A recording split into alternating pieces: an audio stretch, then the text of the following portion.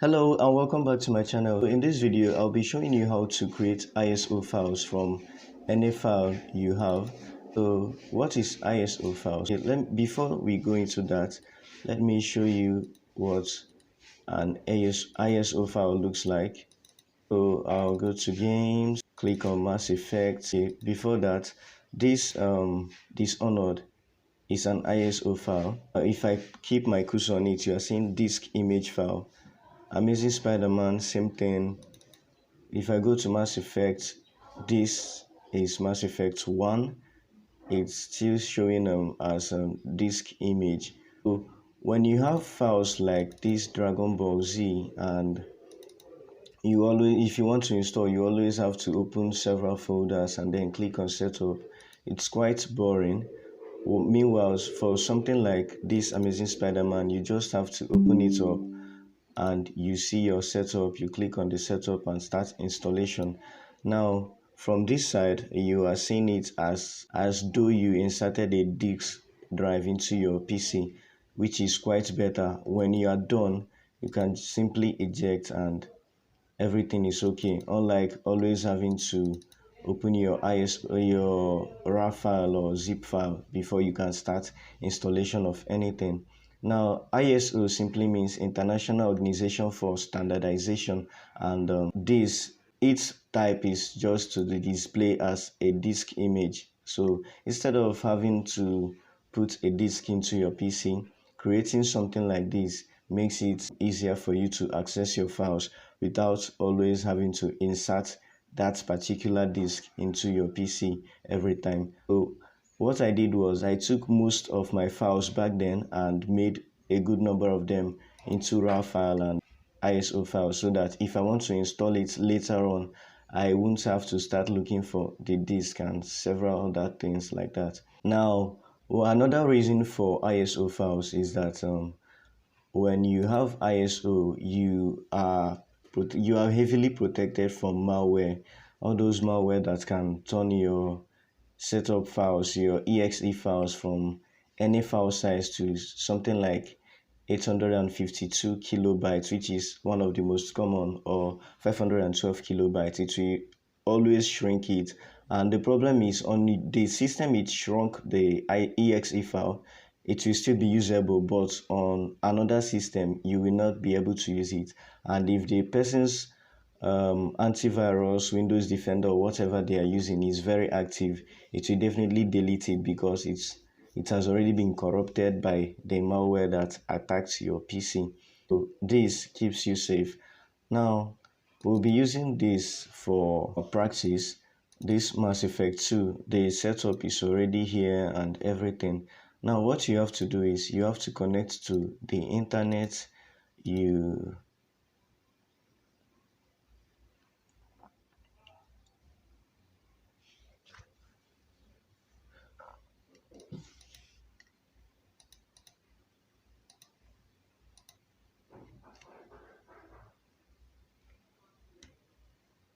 Wow.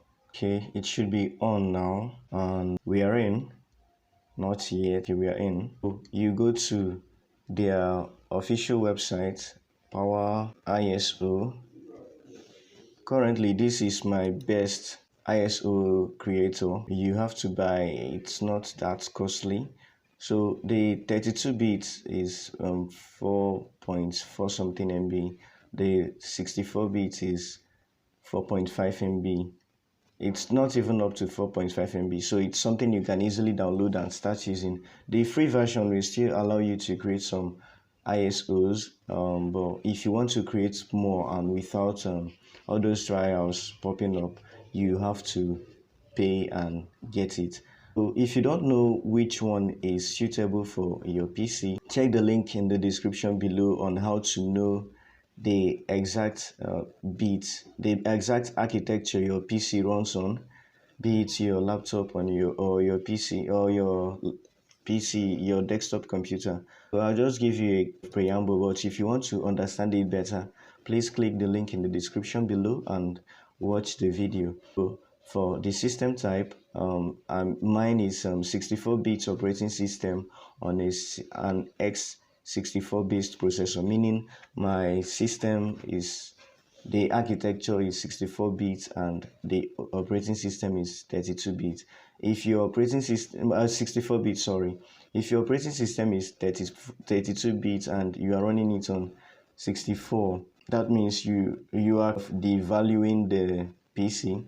You have to make everything be the same, and then you also need to, if yours is 32 bits 64, you need to download the 32 bits of the powerISO. If it's 64, download for the 64. So I'll have to download 64 since my PC is 64 bits, but since I already have it, there's absolutely no need. Now for creating this, there are several ways. You can open it up here, go to tools, and okay, add files and folders. Oh no, so go to this, games, Mass Effect 2, then I add, everything is here. You saw what I just did. Add files, select the file you want to add, you do Ctrl A, you add, then everything pops up like this. Then save, you select where you want to save it to. I'm using my desktop. Then this save as type, there's direct access, archive, DAR, and several others. I'm using the standard one, which is ISO, and then I click on save. 2 minutes 45 seconds, and it will save up.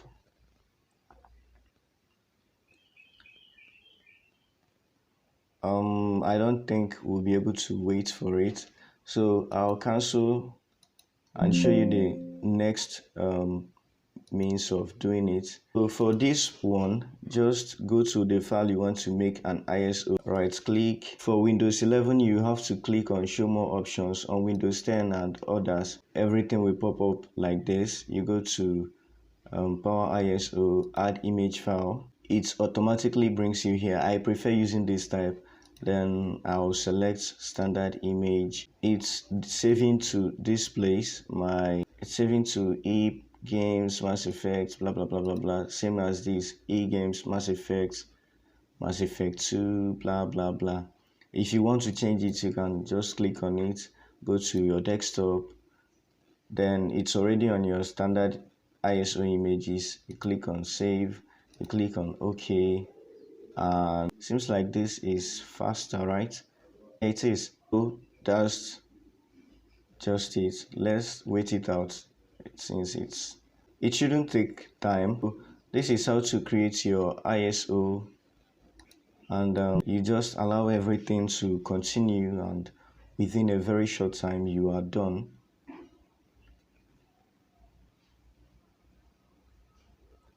That's 5% now. The file we are saving it will be stored on the desktop. 43, 44, 45, up to 100%. I'll cut some parts of the video and get to the end of it.